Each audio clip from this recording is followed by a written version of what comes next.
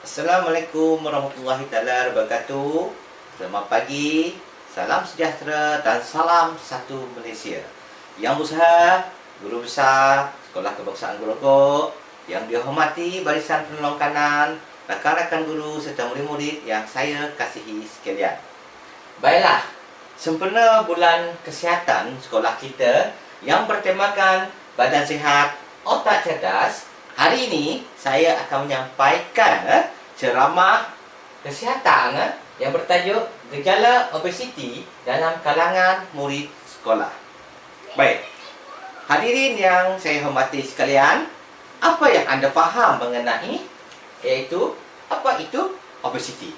Baik, mungkin anda sering mendengar istilah-istilah yang sering digunakan untuk seseorang individu yang berbadan besar. Misalnya, debab, gemuk gedempul, gebu, disamakan dengan benda-benda yang bersaiz besar juga seperti tongkram, gegasi ataupun guni baja selalunya bagi orang-orang yang berbadan gemuk. Okey. Jadi saya akan menerangkan apa dia sebenarnya obesiti. Baik, obesiti ini sebenarnya dikenali sebagai masalah berat badan yang berlebihan ataupun kegemukan yang melampau. Kalau kita lihat dalam gambar ni, di slide ni, orang gemuk-gemuk ini kita selalunya panggil dia obesiti. Okey. Jika kita perhatikan pada slide ini nanti, saya akan terangkan beberapa faktor-faktor yang menyebabkan obesiti. Baik. Okey. Kita lihat kepada faktor-faktor obesiti, okey? Jadi, faktor-faktor obesiti ini banyak. Okey, kita akan lihat faktor-faktor yang pertama. Baik, amalan pemakanan. Amalan pemakanan iaitu tidak mengikut keperluan kalori. Contohnya, untuk murid-murid, contohnya kita hanya makan nasi untuk tengah hari dan makan malam. Tetapi ada setengah murid-murid ini, dia pagi makan nasi, tengah hari makan nasi, petang makan nasi, dan malam pun makan nasi. Ini boleh menyebabkan dia akan terlibat dengan gejala obesiti ini, iaitu tidak mengikuti keperluan kalori yang sebenar. Patutnya kalori yang sebenarnya kita hanya makan 2 kali saja dalam satu hari untuk makan nasi, iaitu tengah hari dan makan malam. Okey. Seterusnya, pemakanan yang tidak berkhasiat.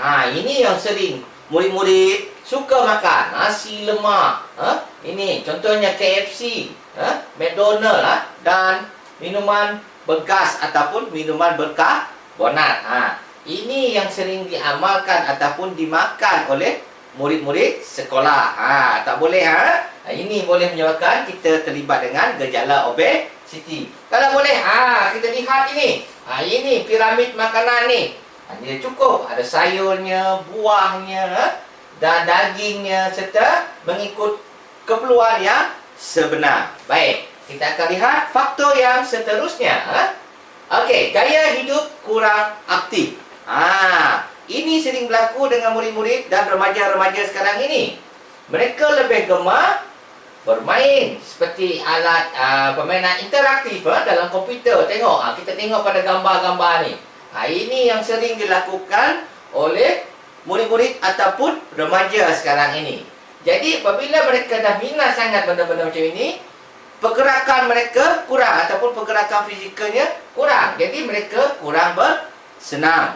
Jadi mereka lebih suka duduk di rumah daripada bermain di luar seperti bersukan, bermain bola ke, jogging ke, berbasikal ke, dan sebagainya, aktiviti fizikal ataupun untuk kita bersenam. Ini dia antara salah satu yang diminati sekarang oleh remaja-remaja dan murid-murid sekarang. Okey, kita tengok yang seterusnya, faktor seterusnya, genetik dan keturunan. Genetik dan keturunan biasanya kalau kita lihat, kalau bapaknya gemuk, ibunya gemuk, neneknya gemuk, ini tak mustahil anak dia juga akan gemuk. Ini kerana dipengaruhi oleh jumlah sel lemak yang berlebihan yang terdapat dalam badan ibu yang mengandung akan mempengaruhi anak dalam kandungan. Ini yang kita panggil genetik ataupun keturunan. Okey, kita tengok yang seterusnya. Tekanan emosi. Tekanan emosi. Kenapa dia boleh jadi faktor yang menyebabkan obesiti? Okey, saya akan terangkan. Apa sebab? Contohnya, gagal dalam ujian, masalah keluarga, ketakutan. Ada setengah murid, ada setengah remaja, apabila dia rasa tertekan, dengan masalah-masalah yang dia rasa tak dapat elakkan, cara dia nak melepaskan stresnya, dia makan sesuka hati. Dia beranggapan dengan makan ini, dia dapat melupakan segala masalah-masalah yang beliau hadapi.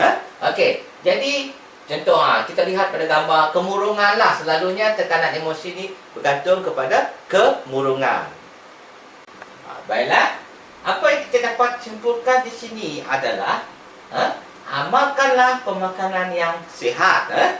Pemakanan yang sihat, lakukan aktiviti fizikal, uruskan emosi dengan baik, serta amalkan pemikiran yang positif. Dengan ini kita dapat mengelakkan kita terlibat dengan gejala obesiti. Okey? Jadi setakat ini saja. Sekian, terima kasih.